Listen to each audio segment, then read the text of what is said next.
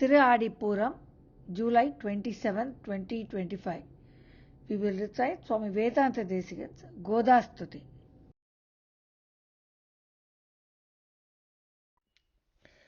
Ramanujadayapatram Jnanavairagyabhushanam Srimadvenkatanathaaryam Vande Vedanta Desikam Srisailesadayapatram Deepatyadigunattamam Yatindra Pravanam Vande Ramyajamataram Munim. Swami Vedanta Desikan's Godastuti. Sriman Venkatanatarya Kavitarkika Kesari Vedantacharya Varyo Me Sannidhattam Sada Hride. Shri Vishnu Chitta Kulanandana Kalpavallim Shri Rangaraja Harichandana Yoga Drishyam Sakshat Kshamam Karunaya Kamalami Vanyam Godam Ananya Sharanash Sharanam Prapadye Vaideshika Shruti Giramapi Bhuyasinam Varneshu Mati Mahima Nahimadrisham Te Ittham Vidantam Apimam Sahasaiva Gode Maunadruho Mukarayanti Gunastvadiyaha Tvatpreyasasravanayoramritaya Manam Tulyam Tvadiya Maninupura Shinchitanam Gode Tvameva Janani Tvadabishtavarham Vacham Prasanna Maduram Mama Samvidehi Krishnanvayena Dhadatim Yamunanubhavam Tirthairyadavadavagahya Saraswatim Te Gode Vikasvaratiyam Bhavati Katakshat Vachaspuranti Makaranda Muchakkavinam Asmadrisham Apakritau Chiradhikshitanam Anhaya Devi Dayate Yadasau Mukundaha Tannishchitam Niyamidastavamaulidamna Tantri Ninada Maduraischa Giram Nigumbaihi Shonadharepi Kuchayorapi Tunghabhadra Vacham Pravaha Nivahepi Saraswati Tvam Aprakritayrapi Rasairviraja Swabhavat Godapi Devi Kamidur Nanu Narmadhasi Valmikata Shravanato Vasudatmanaste Jato Babhuva Samanik Kavisarva Bhaumaha Gode Kimadbhutamitam Yadami Swadhante Vaktra Ravinda Makaranda Nibah Prabandha Bhoktum Tava Priyatamam Bhavadiva Gode Bhaktim Nijam Pranaya Bhavanaya Krinantaha Uchavachair Viraha Sankamachairu Dantaihi Shrinkarayanti Hridayam Kuravastvadiyaha Matas Samadhitavati Mati Vishnu Chittam Vishwopajivyam Amritam Vachasadhuhanam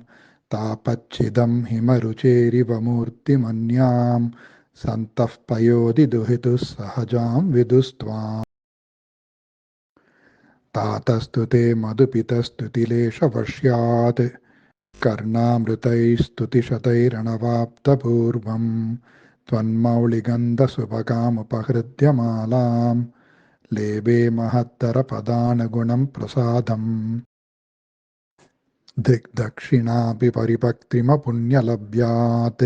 Sarvottara Bhavati Devi Tavavatarat Yatraiva Rangapatina Bahumana Purvam Nidralunapi Niyatam Nihita Katakshaha Prayena Devi Bhavati Vyapadesha Yogat Godavari Jagadidam Payasa Punite Yasyam Samedya Samayeshu Chiram Nivasat Bhagirati Prabhritayopi Bhavanti Punyaha Nageshayasutanupakshiratha Kathante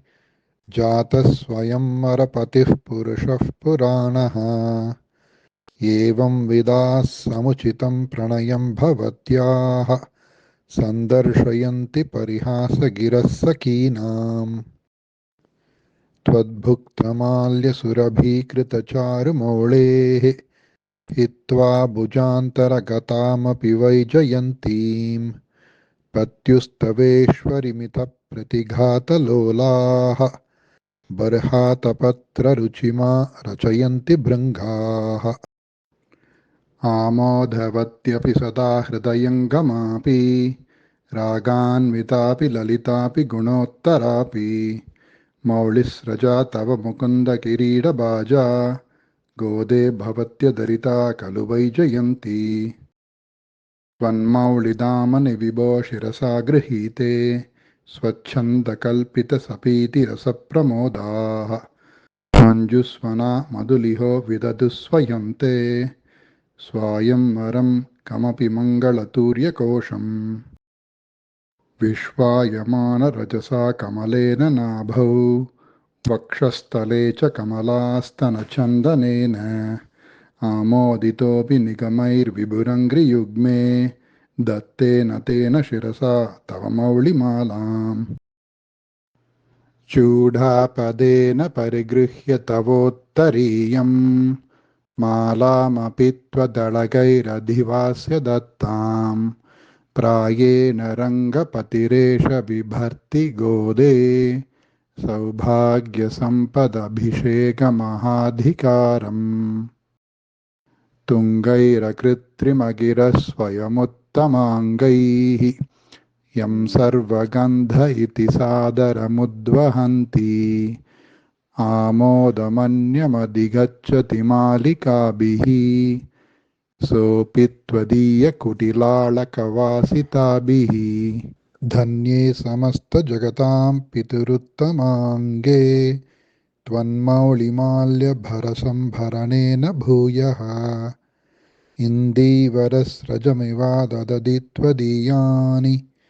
आकेकराणि बहुमानविलोकितानि रङ्गेश्वरस्य तव च प्रणयानुबन्धात् अन्योन्यमाल्यपरिवृत्तिमभीष्टवन्तः वाचालयन्ति वसुधे रसिकास्त्रिलोकीं